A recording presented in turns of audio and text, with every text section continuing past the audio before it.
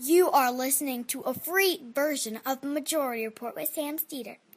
To support this show and get another 15 minutes of daily program, go to majority.fm, please. The Majority Report with Sam Steeder.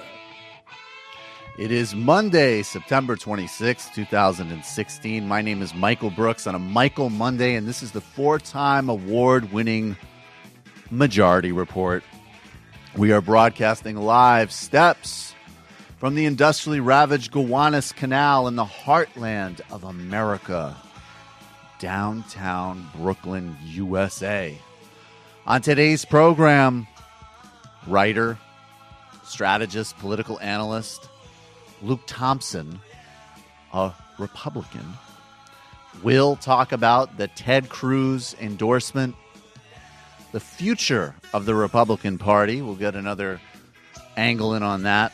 And we'll handicap what should happen in tonight's debate. What should be the approaches of Hillary Clinton and Donald Trump as they take each other on in the first general election debate of the cycle tonight at Hofstra University in Long Island. And, of course, we will be covering that live tonight on our YouTube channel with coverage beginning at 8:30. Russian and Syrian forces pounding Aleppo.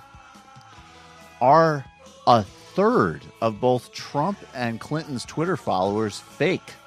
Yes, says a digital agency that tracked it. Palmer Luckey, who is that?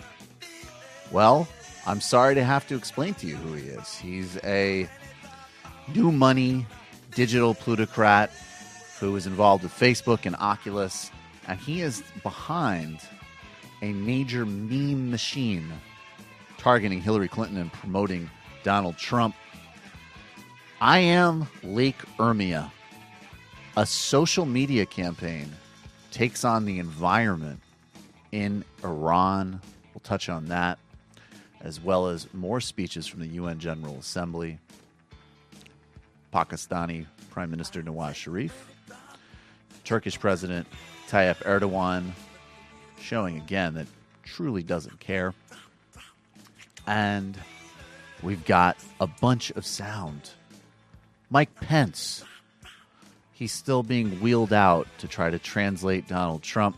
Chuck Todd says, what about, instead of Jennifer Flowers at the debate, why not someone that could truly humiliate and exploit Hillary Clinton?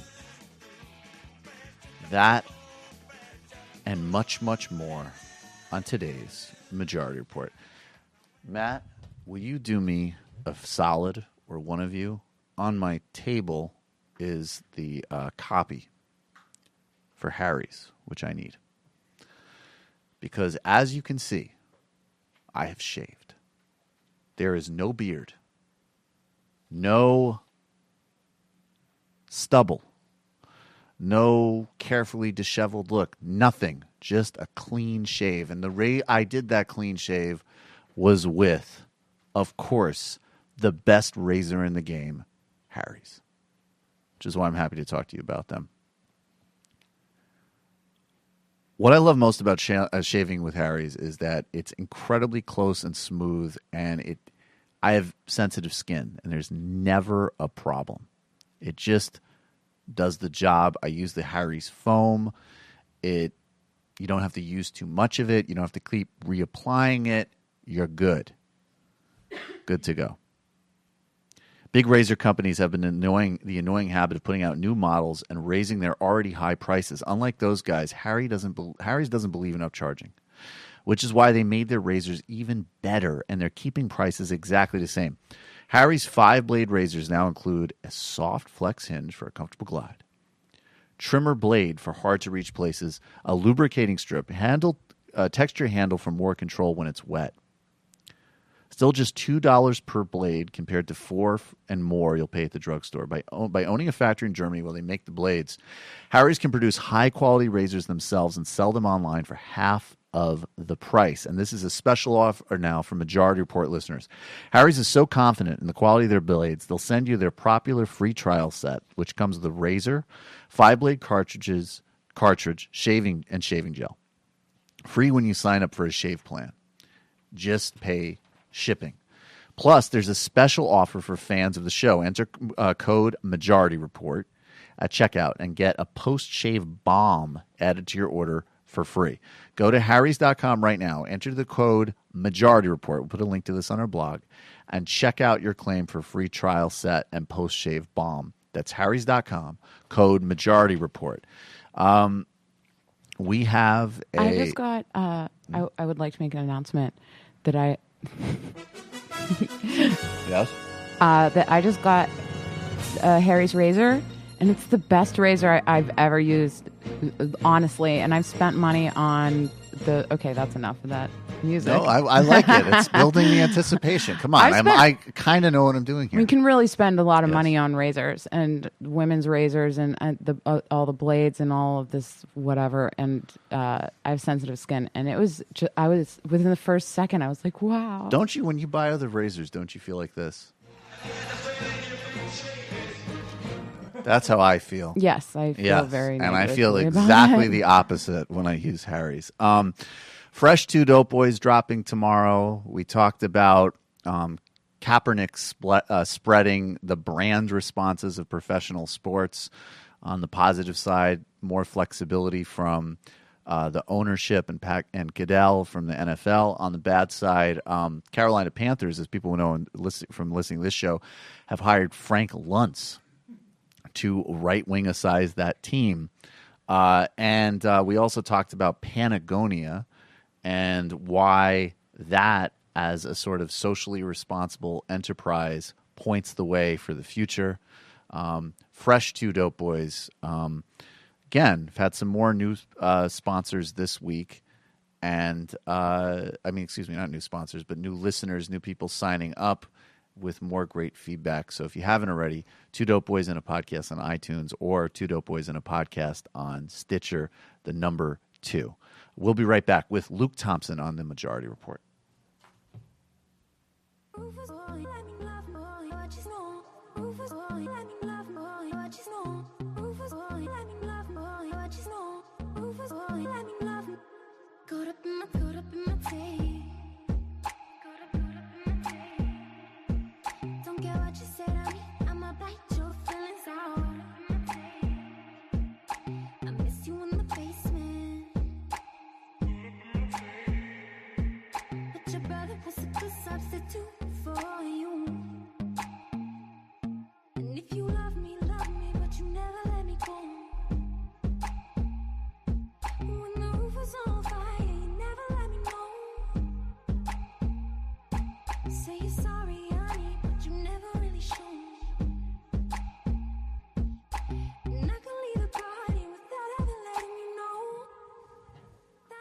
Welcome back to the Majority Report. I'm Michael Brooks. Joining us now is a Republican political strategist and consultant and a partner at Apple Cart. And, you know, I say this from time to time, and it's true. I do have a lot of people I'm friendly with as guests, but in this case, we're talking about a very good friend and a genuine chum, even though we're on the opposite sides of so many of these battles, but actually pretty much see eye to eye on basically everything that is in politics. Luke Thompson. Luke, thanks for joining us. Hey, thanks for having me, Michael. I appreciate it. It's great to be talking with you, man. Before, I want to also sort of set the stage. I mean, everybody will remember, they know Right to Rise. That was the Jeb Bush PAC. And people will maybe be able to sort of game out from that you are a never Trump guy. So I'll sort of set the stage for you that way. And that actually sort of leads to our first question. Because, you know, there were sort of different ways of dealing with Trump. You have the Chris Christie, oh my God, sir, can I get you fast food? And you let me grab the shine box. Let me grab the shine box. Anything that I could do. Anything I could do for you, Mr. Trump. Just please don't let me go to jail. I won't like the regimen in there. They have the Chris Christie path. Then you have the, Marco Rubio. It's dangerous that this man have nukes, but I'll endorse him, I guess, but in a kind of sulky way. And then, credit where credit is due, and I loathe to give this credit, but you do have to give, Jeb and John Kasich were both like, nope, this isn't going to happen. And then you had Ted Cruz, and this seems to be the nature of Ted Cruz. He produced his own weird, long-winded, somehow simultaneously self-righteous and incredibly cynical saga, which has now resulted in an endorsement of Donald Trump. Game that out for us. Well, if you can come up with a coherent strategy behind this, you're a better strategist than I am. Okay. There's a cynical assessment, which is that Cruz was looking ahead to his 2018 primary, and Congressman Mike McCall, as well as Dancing with the Stars powerhouse and former Governor Rick Perry, were right. And look, credit where credit's due. Governor Perry has shown himself a capable dancer with the stars. Some of us were not surprised by that. Indeed, yeah, no, but and he's stuck to his wheelhouse with I believe it was God Bless Texas and Green Acres as his opening two bits. Yeah, but anyway, I think that he was starting to feel like there was a great deal of pressure from donors as well as from people in Texas to fall in line and to go back to your different types of endorsement for just a second. There is a category of endorsement that you left out there, which is the sort of institutional party endorsement that you see from somebody like Scott Walker or Paul Ryan or to some extent Rick Perry as well, where they say, look, I'm a Republican, he's the Republican nominee, the voters have spoken, and I'm going to endorse our nominee. And I think that it was from that faction of people with no great affection for Trump, but who felt they had a sort of institutional duty to endorse him as much as they may have disliked him, that Cruz was getting serious pressure for the first time. I was in Cleveland for the RNC, and I was there for all of the big speeches. And, I can tell you that crowd was not enthusiastic about Trump.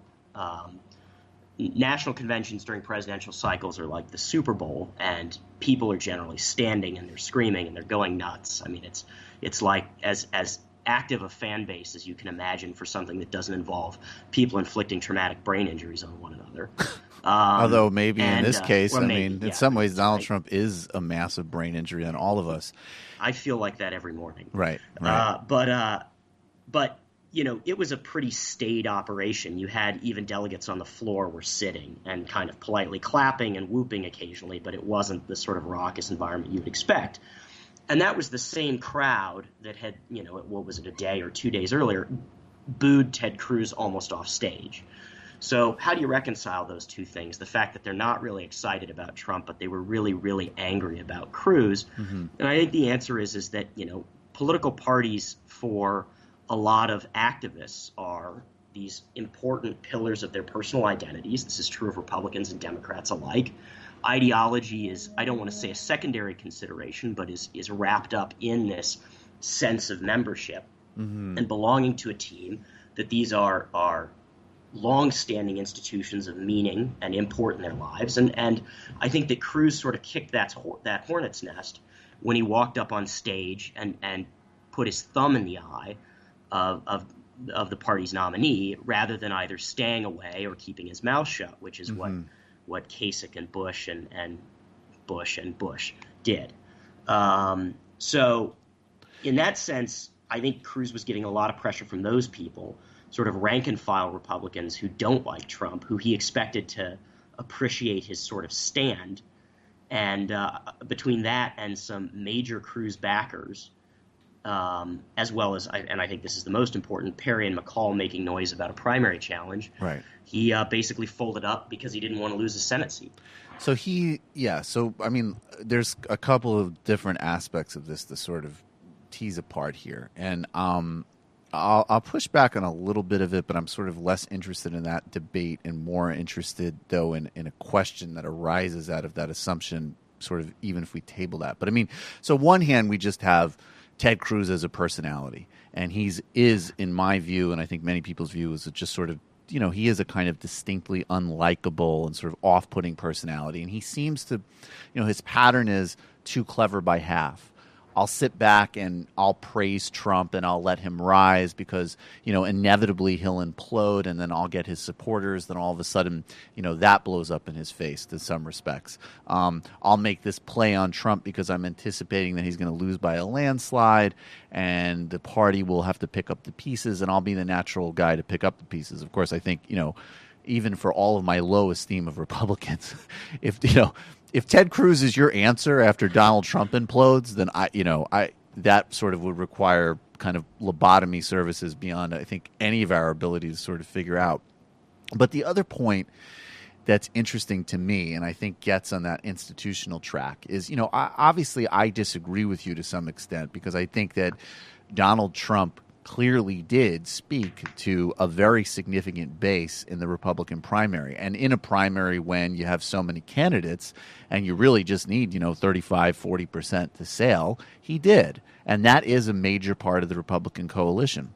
But that said, if from an institutional perspective, you're willing to swallow the fact that this guy is, let's be frank, a dangerous racist, nativist, in some ways, though, aren't you toxifying the brand more in the long term? Because in some ways, from an outsider perspective, you can say, guys like Paul Ryan are saying that, tax cuts or anything else, trumps the fact that this guy's a bigot. So that when he says something like, that what Trump said about the judge is literally the textbook definition of bigotry, it sort of makes him look worse, because it's like if I said something as unequivocal about a Democratic nominee on a sort of foundational issue like that, then first of all, how could I reconcile it in myself? And then secondly, in the long term, and I suspect this might be your view,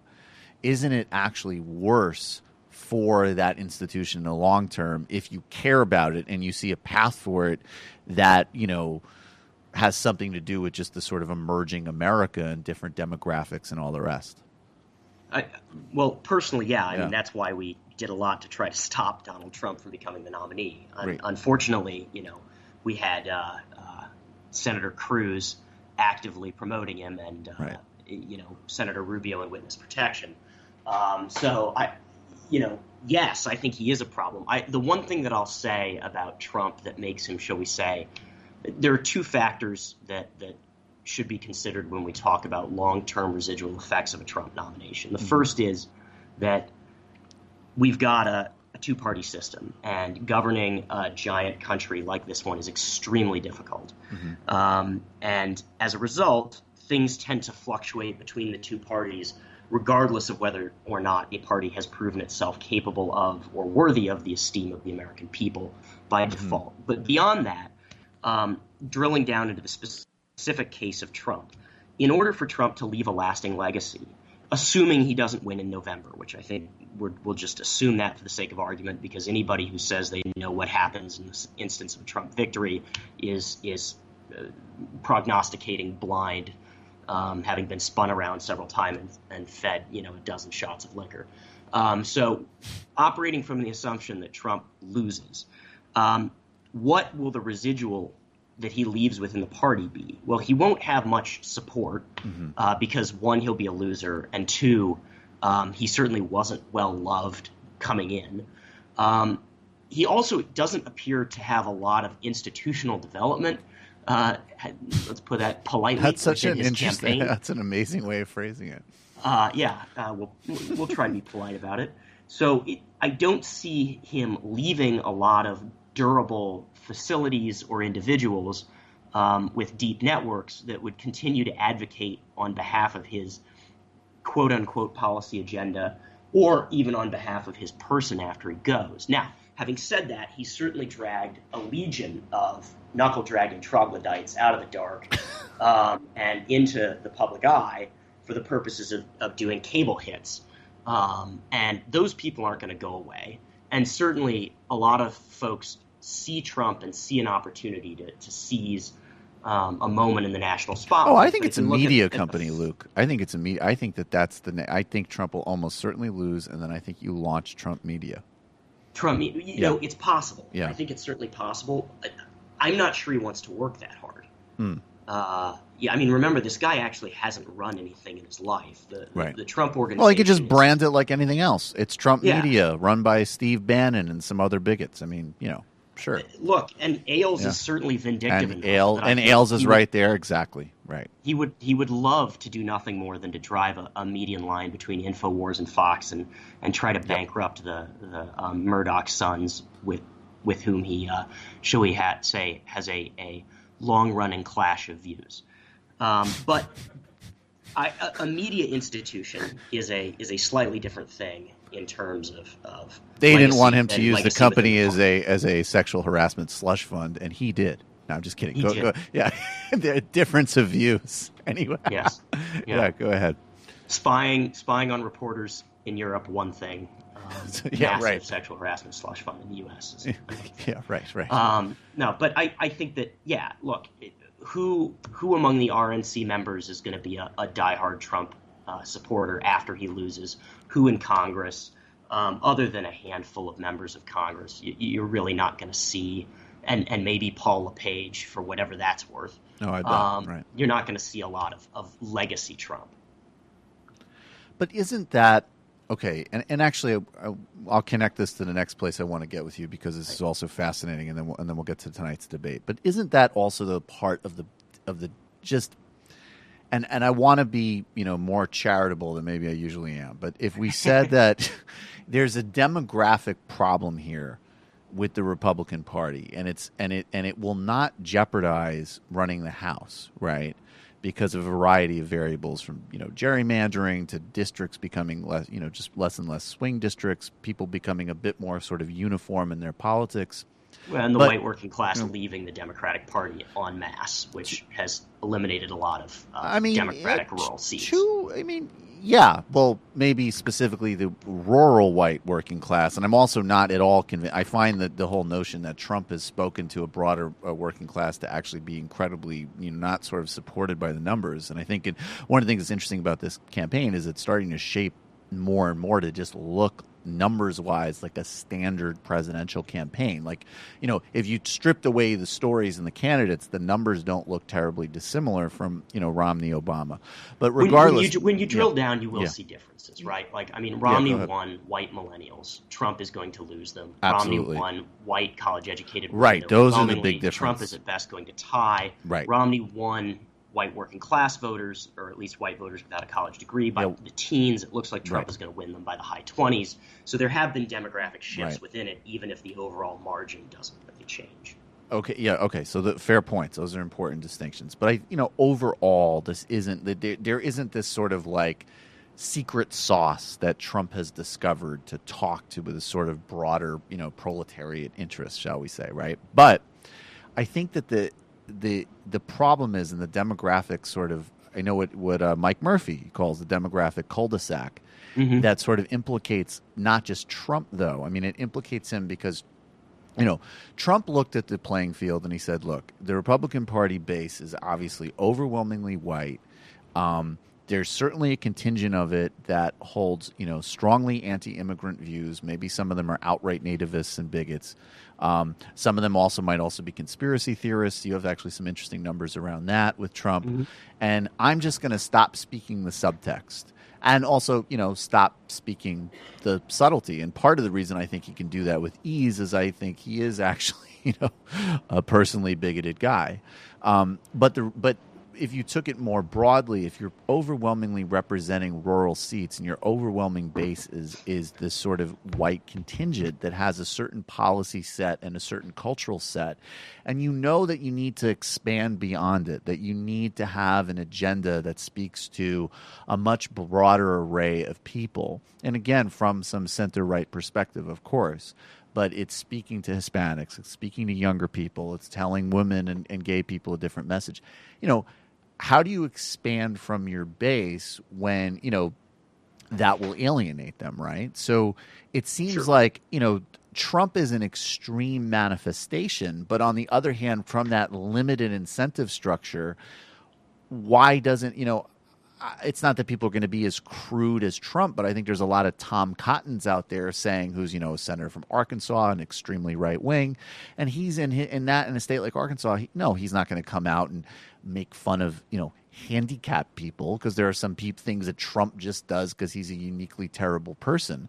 But the essential formula and sauce is a winning sauce in the Republican universe. And if your incentive structure is the Republican universe or a rural state, why move beyond it? You're not trying to become governor of California.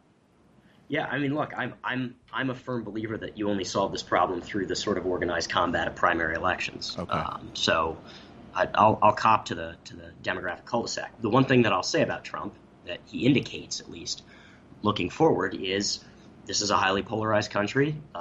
Partisan ascriptive identities are extremely powerful, and even people who can't stand the guy are going to hold their nose and yank the lever for him, because that's the view that they take is any Republican over any Democrat.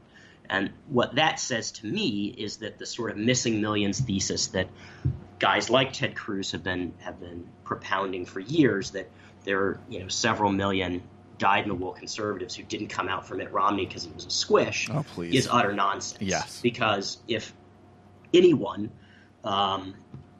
is the Republican nominee, they can count on getting the Republican vote, it seems. Conversely, I think Clinton is showing that even a candidate as perhaps uniquely untalented at appealing to people as Hillary Clinton is still going to get the Democratic vote. Right. So where the demographic cul-de-sac comes into play for the Republicans, I think it comes in on two fronts simultaneously. And this is maybe a little more. This may be a little different than the analysis you hear from most people. So right now, for the first time in its history, the GOP has within its core coalition both the white middle class and the white working class. No political parties ever held those two groups together simultaneously in the history of this country. Now, if the Republican Party tries to hold those two groups together through white nationalism, they're going to fail. The white middle class has zero appetite for that. They don't want to be associated with it. I saw that glass. That was very amusing. Michael's drinking out of a Jeb glass. Yeah, that's for you, buddy. I appreciate it. If I had my video up, I'd show you I've got my Jeb 2016 mug right now. Follow us on Instagram. Yeah, they'll be very inebriated. The thing is the white middle class, the kind of managerial class, is not going to tolerate white nationalism as an ordering ethos, and so they're going to leave. On the flip side, the material interests of the white middle class are not the same as the material interests of the white working class, right? Mm-hmm. They are generally going to be pro-trade that brings down the cost of consumer goods, pro-immigration reform, etc. And so, I'm not sure the GOP can keep those two constituencies together. Even if they can, if they do it at the complete exclusion of Hispanic voters, Asian American voters, and essentially signing off even a vestigial portion of the black vote, then forget it. Because that's an important thing, though, even there, that even if you're only going for 15% of the African American vote, the signal, like part of the reason the Asian American voters won't go near you is because precisely the signal of we're not even going to attempt to contest the African American vote. Exactly. No, look, I agree with that point. I mean, it won't surprise you that Murphy, my former boss, and I agree on a lot of these things. Right. But I think that the challenge is really twofold. It's not the Growth and Opportunity Report after 2012 said, hey, okay, we've just got to stitch things up with Hispanic voters by passing immigration reform and everything will be fine. Mm-hmm. And I think that was really naive. It was really naive, both because American political parties are giant entities that, purport to represent just slightly more than half of the country. So they're going to be internally extremely diverse. And so propounding a lockstep program for a party is just a bad idea. You have to accept that there's going to be a lot of internal conflict and that internal conflict can be healthy. But more to the point, I mean, you have to, if you have a segment of your party that will not tolerate an attempt to win a governing majority at the presidential level, then it's incumbent on those who wish to win that governing majority to beat them repeatedly in primaries so as to delegitimize their political position. And unfortunately, the one thing that Trump has done is he has prolonged the kind of fight between the two wings of the Republican Party, or what I've called elsewhere the two separate Republican parties, from resolving itself. Because both of them can kind of call this cycle a mulligan, come back again 4 years from now. So, Luke, before we get to just the sort of, we'll do our respective theories of what we think both candidates should do tonight, and I'm quite interested to hear what you say just as a political professional. But before we get to that, there's another element that I think is fascinating about Trump that you've critiqued the whole Trumpist movement on, and it's interesting because this is an area where you and I, from the sort of neo-fascist, far horrifying right that you represent, and from my sort of devotion to Che and Mao that I represent, and admiration for Fidel.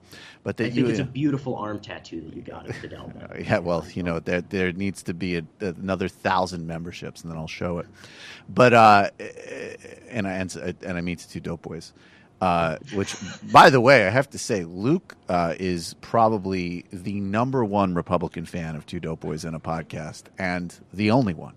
But hopefully he's sending it around those circles. But at any rate, you and I, from very different directions, both share a critique of this sort of elitist, no labels, fantasy, this sort of, I would sort of just describe as essentially just somewhat socially liberal corporate politics that has no appeal in the country. It has no draw, and the only reason that it's sort of represented in media is because it indexes as the politics of most of a cable news green room, which is I want, I'd like more of a tax cut, and I can sort of opine on quote unquote entitlement spending, but I have a gay son and blah blah blah.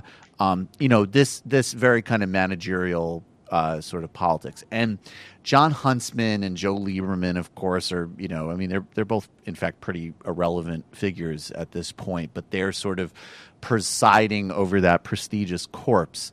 And one of the reasons, and Huntsman endorsed Trump, and the read that a lot of people gave that was the more sort of I guess charitable explanation was that, look, if Lieberman's going to eventually endorse Clinton, which he did, you need to have, the no labels guys need to be on both sides of this.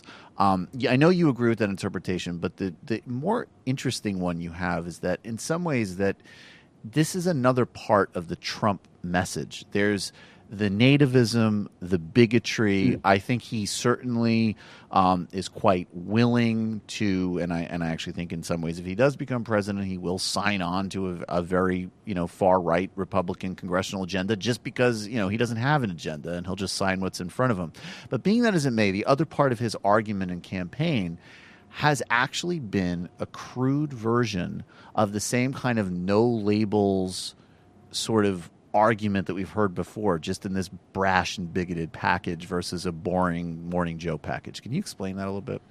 So I would distinguish two things real quick, and then I'll dive in. So I think the kind of like managerial elite that a lot of the green room set likes is much more the Mike Bloomberg. Sure, Mike Bloomberg. It is sort of the no labels mentality. Right.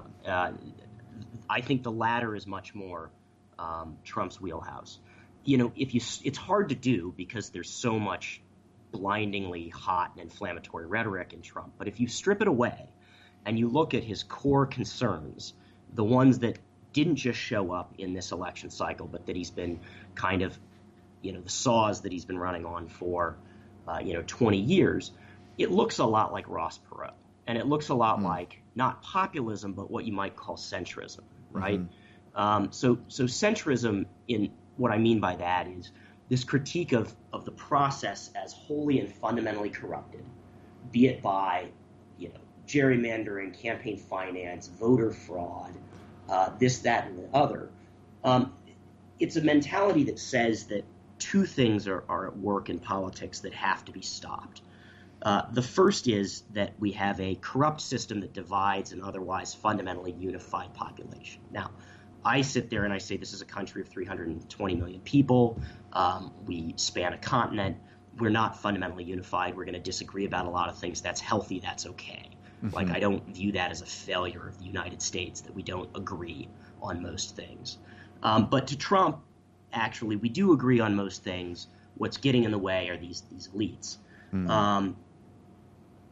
But then he turns around and instead of a sort of populist message that says, so let's go crush the elites, he says, but you also have to understand the elites win by stirring up passions, by sort of inflaming our tribal viewpoints and making us these sort of passionate advocates for brands or labels or whatnot.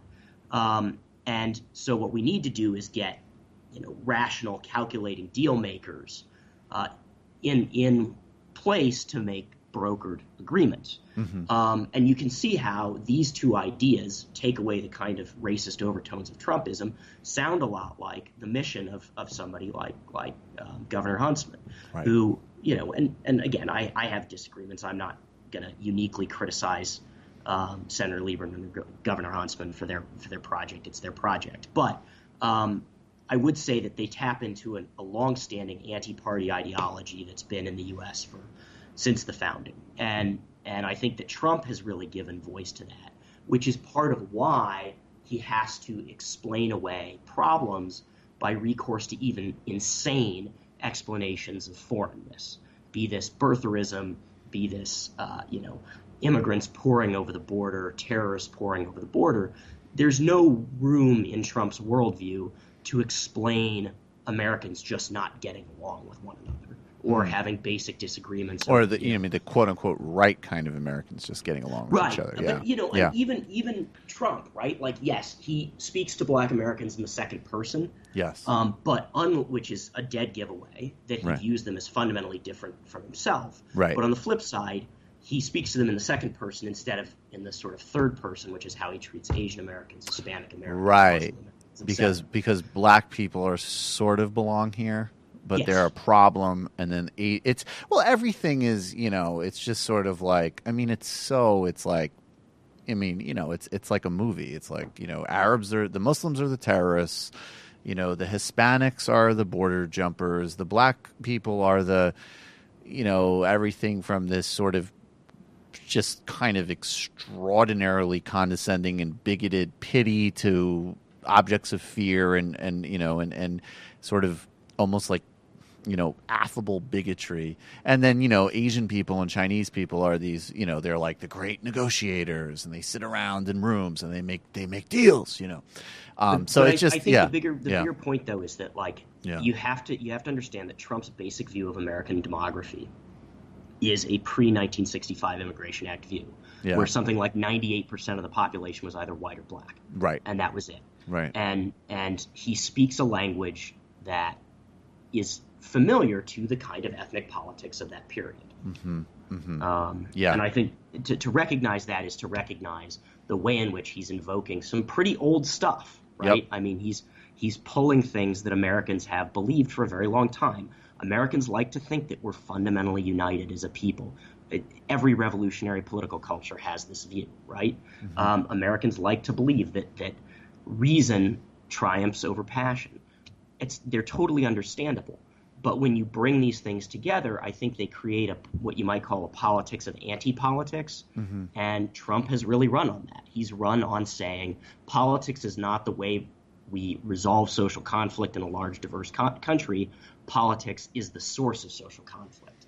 It's the source of incompetent people and people who don't know how to make deals and blah, blah. So he gives you a very kind of crude version of that, along with white nationalism and bigotry, and then the fact that he's good on TV, and there you go. Okay, if you're advising Donald Trump and Hillary Clinton respectively, what do they each need to do tonight, and what are their kind of respective pitfalls? Sure.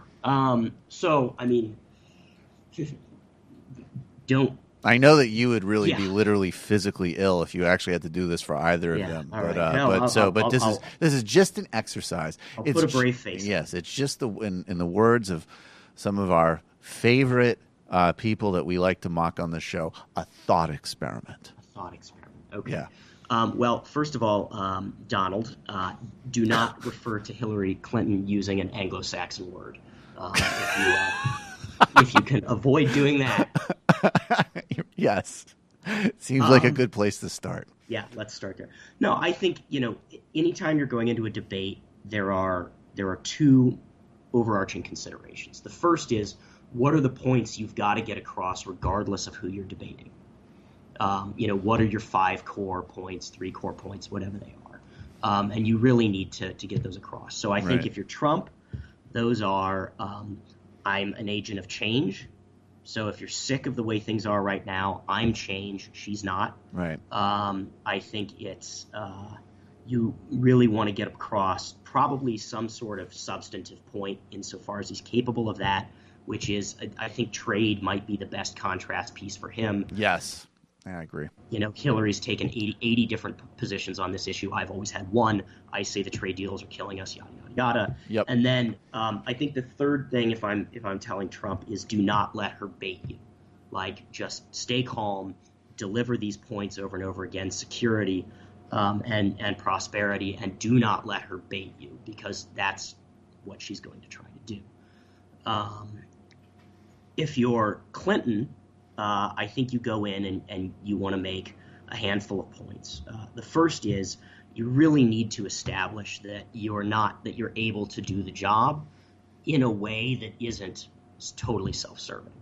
And I think that the skepticism of Clinton is not that she can't do the job, because most people would say, all right, look, other than people who've actually been president, she's held as much or more real power. And she's very smart, and she's, all this stuff is kind of obvious, Yeah, basic a lot thresholds. of that's baked. So I think you've got to go in and say, you can play to some extent the fact that people wail on you incessantly, your opponents do, to your advantage. And you can say, look, I keep staying in here even though people call me names all the time, because this really matters to me, and I want to make sure that we can, get – probably she'll use some language about middle-class people, an opportunity to see their wages grow, et cetera. The second thing I think you want to do is engage the moderator on detailed questions whenever you get an opportunity. So if Trump begins to fumble a question, I think it's fine to step in there and say, well, Donald, I think what he meant was X, Y, and Z, as a way to kind of – don't be afraid to feel like the teacher's pet. I know that that's a real concern of Clinton's people, that they don't want to be the Tracy Flick character. But I think that's overdrawn. Like, it's perfectly fine to be competent. But then I think the third, I know. Welcome to 2016. Right. But then I think the third and final thing, and this is really critical, is you've got to needle Trump, and you've got to knock him off of his comfort zone. Assume that he's going to come in well positioned, but recognize that the guy gets tired. 90 minutes is a long time. He's going to have a hard time keeping his focus. He's going to start panting. I can't. I'm tired. Lester Holt's a black guy. I thought I was always nice to him. Right. So, what do we know sets Trump off, right? Like, we know making fun of his Potemkin fortune will set him off. So say something like Donald plays a billionaire on TV, and I think he'd really like to be one, but we know that will make him crazy. You make fun of how little money he has. Go. Sorry, finish your thought. Yeah, sure. I think the other thing is he cannot stand having wanted something and not gotten it. Mm-hmm. So if you've got a couple of lines pre-baked in, I think you can deliver those. And then, the last thing is just Trump has complicated reactions to women. On the one hand, it seems like he'll listen to women when he won't listen to men. On the other hand, he clearly holds some pretty awful views. He's like a total misogynist, yes. Right. On the other hand, he's a If you were writing a screenplay, it would be like, that's a little on the nose. You should probably make that guy slightly more subtle in his sexism. Let's tone it down. Yeah. Right. So I think that you don't want to walk into a trap, right? You don't want to hand him something that lets him just point, say, I look at my daughter, right? I don't hate women. But I think that you. I'd be like, look at your daughter. Yes. Yeah, we know he does that. Yeah. But I think if you needle him on those three things a little bit and you knock him off of his comfort zone, it's possible that you can get him to kind of break that first thing that I mentioned and get him to sort of react in a fashion that just looks awful. Yeah, I mean, there are two things, though. I don't agree entirely on Hillary's strategy. I think you're totally right on Trump's strategy, though, another point that you and I have kind of gone over and you've made in other conversations, which I agree with. In some ways, the basic problem that Trump faces is that the territory that makes him, distinct and interesting and compelling is the same zone where he's going to say things that to a broad national audience are unacceptable.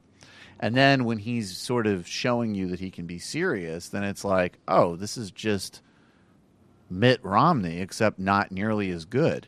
And I actually think that, and let's be real here, it wasn't like Mitt Romney was some great popular candidate. But I think with Hillary, and I actually agree with Sam on this. We were talking about this on Ari Rabenhoff's show on Sirius this morning. The weird thing about this campaign, and I just mean this purely tactically, that in the fact that the Clinton campaign has chosen to run on this message that there's something uniquely, wrong about Trump and we're going to reach out to Republicans and this and that. The reality is that, again, we've seen in the numbers, and you're right that there's subtleties inside the numbers. And I do think, yes, there's, college-educated women who might have voted for Republicans in the past. They specifically they're not going to vote for Donald Trump. And there's, so some of that. But I don't know that you need to run a campaign talking to them for them not to vote for Trump, right? Like, that's already highly unlikely just because if they have any exposure to Trump, they know who he is. He's repulsive. But I think that, besides that, the numbers are starting to look a little bit more like, as I say, a kind of conventional race. And what she needs to do in the debate is almost not get into, you can tweak them, you can be dismissive, but I think don't get into that game. Just be like, you know what, Donald, I have a new proposal on the estate tax. And maybe then if you can't resist it, you can, accept his numbers. There was a funny thing in Politico where they fact-checked Hillary Clinton because in her new state tax proposal, she's talking about the money that the Trump family will pay in her proposal. And Politico fact-checked her because they said she's using the misleading stat of Trump's own self-professed worth, which is hysterical, right?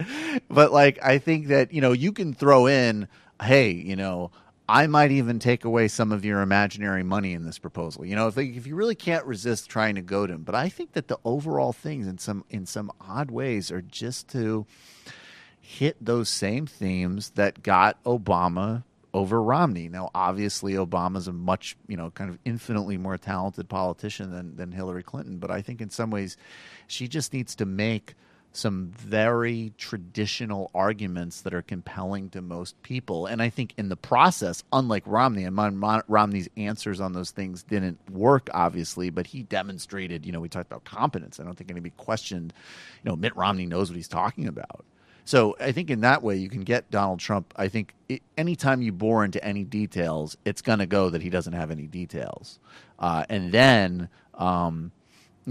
just stick him on stuff that isn't popular in any scenario, because I don't think that this sort of unique threat strategy has worked.